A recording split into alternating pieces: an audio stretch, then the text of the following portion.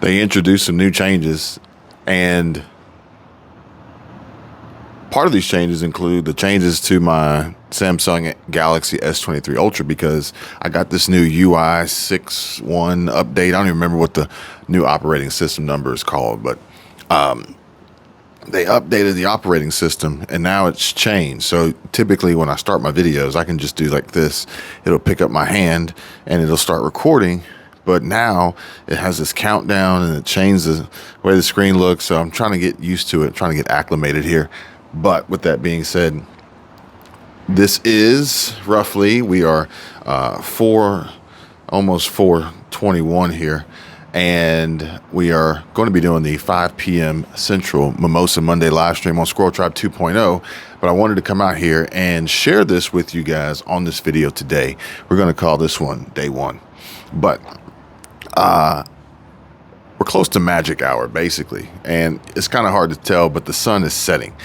And magic hour is the time of day where the natural lighting is the best. With that, and daylight savings and all its glory, and the fact that we are now in winter. Sorry guys, this diesel truck over here, I don't know if you guys can see it, but he's trying to like climb over the parking blocks. But I guess if you got Nitto Terra grapplers and a Cummins turbo diesel, then anything's possible, right? But either way, I think it's deleted.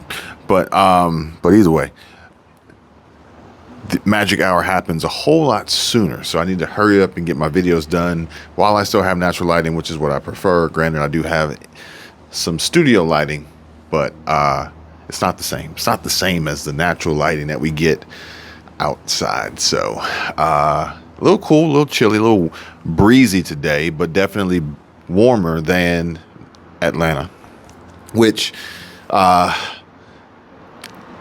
wasn't forced to do this update on my phone, but I was awake. We were in the hotel room and Michelle was asleep and I saw her, but I was awake and I saw her phone flashing and I looked over and it was doing an update. So I was busy on the computer. I was actually doing some research. I was doing some work.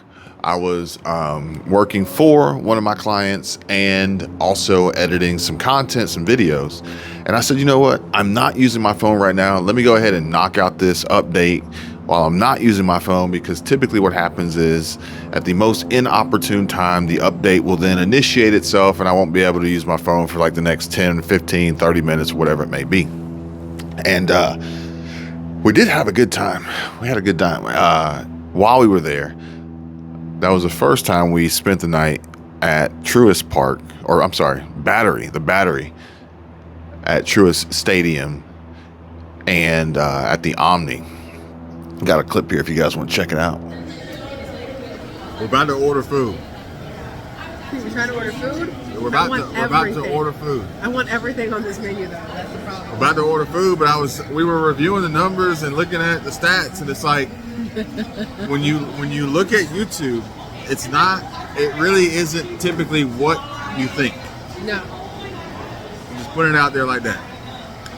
And I know a lot of people aren't thrilled about my videos that include opportunities for people to connect, because it ties to a promotion for myself and essentially building a business.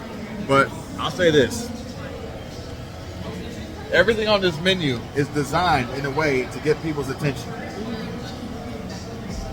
Let that sink in.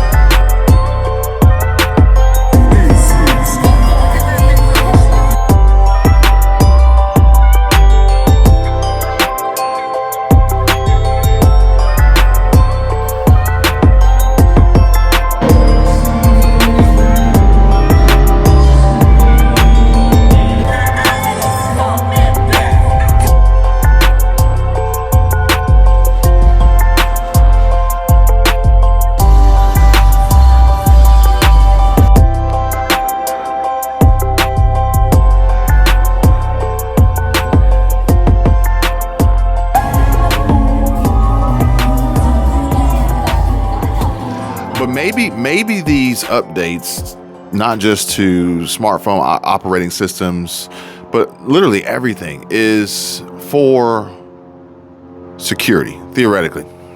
I did notice some options and features and theme setting changes, which I'll throw up on the screen so you guys can see. Not quite sure why this is necessary, but hey, look, it's 2023, damn near 2024, and you know, I guess I shouldn't really be surprised or blown away by any of the choices and decisions that these companies and these folks make, but be that as it may, maybe the security aspect of it is a driving factor. We have somebody share with me today some crazy attack that happened up in Pennsylvania, and essentially a security threat, a cyber attack. And even today, Michelle was asking me, she's like, she saw a massive change on her credit report because we do have some accounts that are linked together, and she wasn't 100% sure if it was legitimate or not. So she had to ask me to make sure it wasn't a security breach or cyber attack, which I did share with you guys the other day, our experience with Bank of America and a situation like that. I'll drop a link down below if you guys want to check it out. It's on a different channel, but it was my storytelling, so to speak, of what happened, why it happened, how we fixed it, how to avoid it, and why it's happening, and more than likely going to happen more in the future. So today, not only did we have a good time in Atlanta, but we also spent a fair share of money, but cash. We were kind of bar hopping in Battery or through Battery, going to a few different spots. National Anthem, what was it? Garden and Gun, Punch Bowl Social, and there was a few others. Went to the dueling piano bar, but either way, we were bouncing around. But when it came time to tip for gratuity, we wanted to tip in cash for some of the folks there that we met a lot of cool people and made some connections, exchanged some phone numbers and some socials or social media. I got to be specific about that. We didn't exchange social security numbers, just socials. And we were depleted. So today I said, let me out to call you back. I said, you know what? I got a little bit of time. Let me run by the bank and grab some cash and just have it. Cause I just like to have it. You never know when you might need it. If a system is down, if cash only is the only option or whatever it may be, or if you just want to, provide somebody with a cash tip. And not that I would have provided a cash tip, but Aziz Azari was there at the bar, and I thought he looked familiar, but anyway, somebody says, hey, did you see Aziz over at the bar? And I completely missed it, but I'm not like that kind of person, so I wouldn't have gone up to him and said anything anyway, but regardless, I needed to get cash. So I go to Bank of America, I go to the ATM, and they have a new system. They have a new way of doing things, a new format. And you put your card in, or at least this is how it was for me. I don't know if this is new or if it's standard or if my account is special or whatever. They don't trust me. I don't know. So I put my card in, and then it immediately spits my card back out. And interestingly enough, like Bank of America would always do weird things with the card. Sometimes they'd keep the card in there. Sometimes they'd give it back for the transaction. Really weird what they choose to do. But now they've upped their security. And I think I know why. And basically, I put the card in, it spits it back out. And then it asks me for my CVV or CCV number on the back, or CVC or VCV. I don't know, whatever. The 3-digit number on the back. I have to input that number. Then it asks me for my PIN.